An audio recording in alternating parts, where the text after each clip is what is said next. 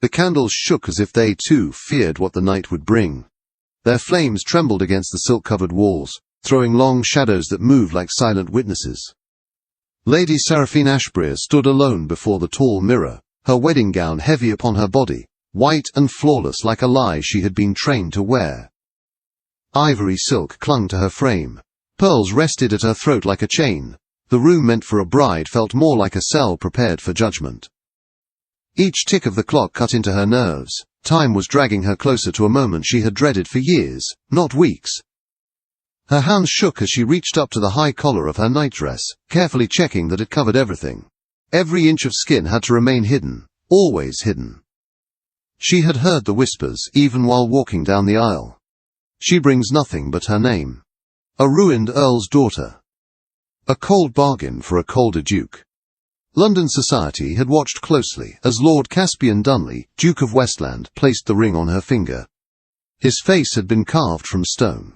No smile, no warmth, his eyes, grey and distant, never softened. The vows felt less like promises and more like terms agreed upon by strangers. The wedding breakfast had been a funeral disguised as a celebration. Toasts rose and fell like nails, sealing the coffin of every foolish hope Seraphine might once have carried. She had smiled when required. She had lowered her eyes when expected. She had survived. Now she stood in the Duchess's chamber, her chamber, waiting for the final seal of the contract. The fire hissed in the hearth, but the cold clung to her bones. Her maid had already left, unable to hide her pity. Rose water still lingered in the air, sweet and mocking. Her father's voice echoed in her mind, sharp and dismissive. Your Grace requires nothing but an heir. Be grateful a man of his standing would take you. Seraphine looked at her reflection, pale skin, eyes too large, shadowed by sleepless nights, a woman trained to endure quietly. She reached for the silk robe laid across the bed, Valencian lace, seed pearls, worth a fortune, draped upon a sacrifice. The door opened softly. She did not turn at first. She did not need to. She felt him. The Duke entered, still dressed in black evening wear, his jacket removed, but everything else immaculate. His cravat sat perfectly at his throat, like armor made of cloth. He paused just inside the room, surveying it as if assessing a property, rather than entering a shared space. Lady Seraphine, he said. Her name sounded formal in his mouth, distant. Your Grace, she replied quietly. He crossed to the sideboard and poured himself a drink with precise movements. The crystal caught the firelight. Everything about him spoke of control, of discipline. When he turned back to her, his expression remained unreadable. I trust the chambers meet your expectations. They are magnificent. I am grateful. Gratitude is unnecessary, he said. This marriage is beneficial to both our houses. The words settled between them like frost. He took a measured sip. The hour is late. We should retire. Her throat tightened. Her fingers clenched around the silk robe. As you wish. He approached slowly. Each step echoed. When he stood before her, she caught the faint scent of sandalwood, and something sharper beneath it. He lifted his hand, stopping just short of touching her. May I? She nodded, unable to speak. His fingers brushed the tie at her collar. The silk loosened. She closed her eyes, bracing herself, willing her mind anywhere but here. The robe slipped from one shoulder. Then he froze. The room fell silent. Even the fire seemed to still. She opened her eyes. His gaze was no longer on her face. It was fixed on her shoulder.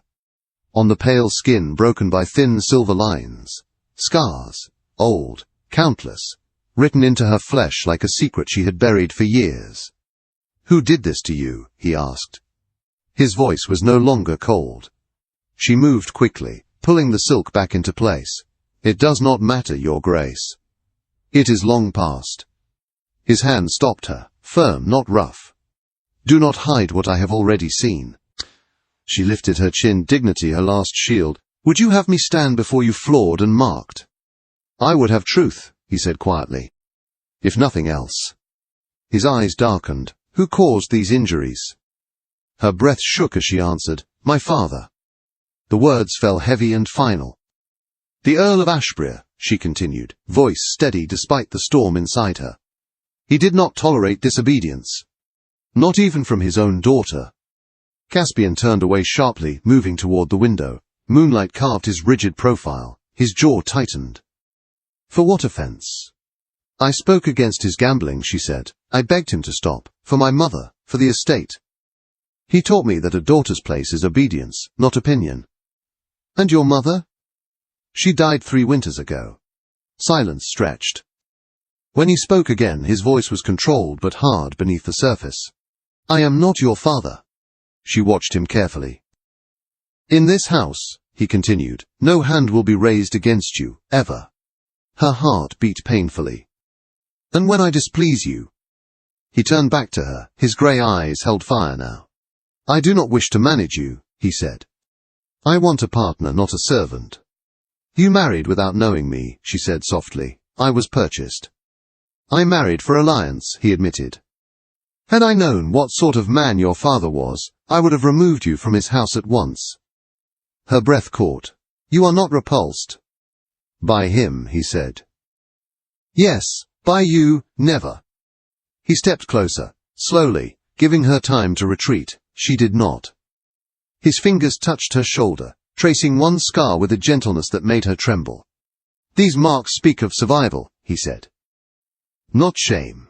She whispered, what of your rights? There will be time for duty, he replied. Tonight, I wish only to know my wife. He stepped back and retrieved his jacket. I will sleep in the adjoining chamber, he said. Nothing will be taken that is not freely given. She stared at him, stunned. At the door he paused. Rest well, Duchess. Tomorrow begins differently. The door closed softly. Seraphine stood alone, heart pounding, the fire crackling beside her. Something unfamiliar stirred in her chest. Not fear, not despair. Hope. For the first time in years, the scars beneath silk and lace no longer felt like a curse. They felt seen. Morning light crept into the chamber like a cautious guest. Seraphine woke slowly, confusion giving way to memory. Her hand flew to her shoulder, fingers resting over the scars she had spent years hiding. He knew. The Duke knew. Yet the terror she expected did not return. Instead, there was a strange stillness inside her, as if something long clenched had finally loosened. She rose and wrapped herself in her robe, moving to the window. Below, the gardens of Westland House lay in perfect order, trimmed hedges, gravel paths, everything controlled. Much like the man who ruled it.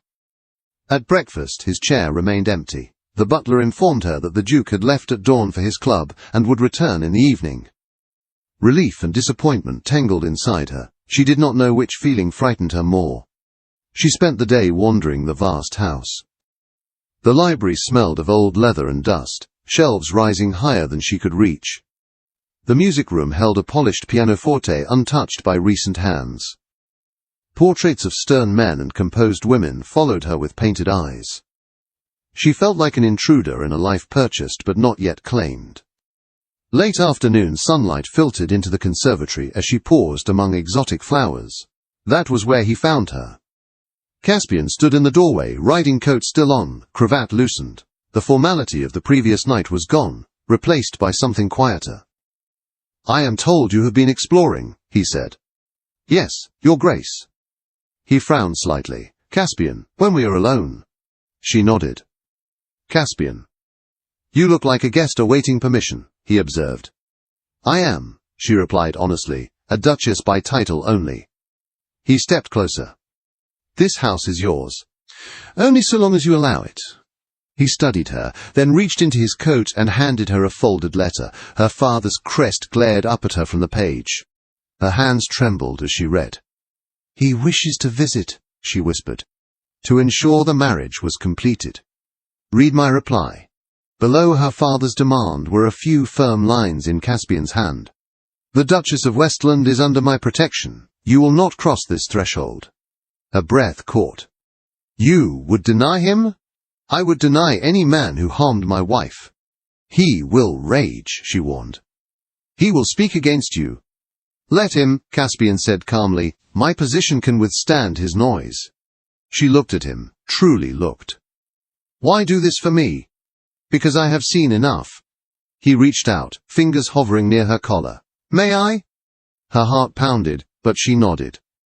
He undid the top button of her gown, revealing the edge of a scar. Instead of recoiling, he bent and pressed his lips gently to the marked skin. "Perfect," he murmured. Tears blurred her vision, not from pain, from release. That evening, London buzzed with whispers. The Duke had barred the Earl of Ashbury from his home. Society watched closely when Seraphine appeared at her first musical as Duchess of Westland, wearing midnight blue silk and the ancient sapphires of her new house. Her father approached her with a false smile. "How well you wear your new title." "My husband ensures my comfort," she replied evenly. Caspian's voice cut in behind her. "Indeed?" The Earl bristled. "A father still has concern for his daughter." "A true father does," Caspian replied. "You forfeited that claim." Gasps rippled through the room. Later, as the waltz began, Caspian offered his hand. "Would you dance with me?" As they moved together, his hand steady at her back, Seraphine felt something shift. The watching eyes no longer judged, they witnessed. "You were brave," he whispered. "I was terrified. Yet you stood." That night, back in their chambers, she stood before him with quiet resolve. "I would have you see all of me," she said. He did not rush her. He did not command. As the silk fell away, the scars were revealed fully. He knelt before her, pressing reverent kisses to each mark. "These are not wounds," he said. "They are proof." When they finally came together, it was not duty that bound them, but choice. For the first time, Seraphine slept without fear. Dawn arrived softly, spilling pale gold across the bedchamber. Seraphine woke to the steady warmth of Caspian's arm around her waist. For a moment she lay still, afraid the peace would shatter if she moved. This feeling was unfamiliar. Safety.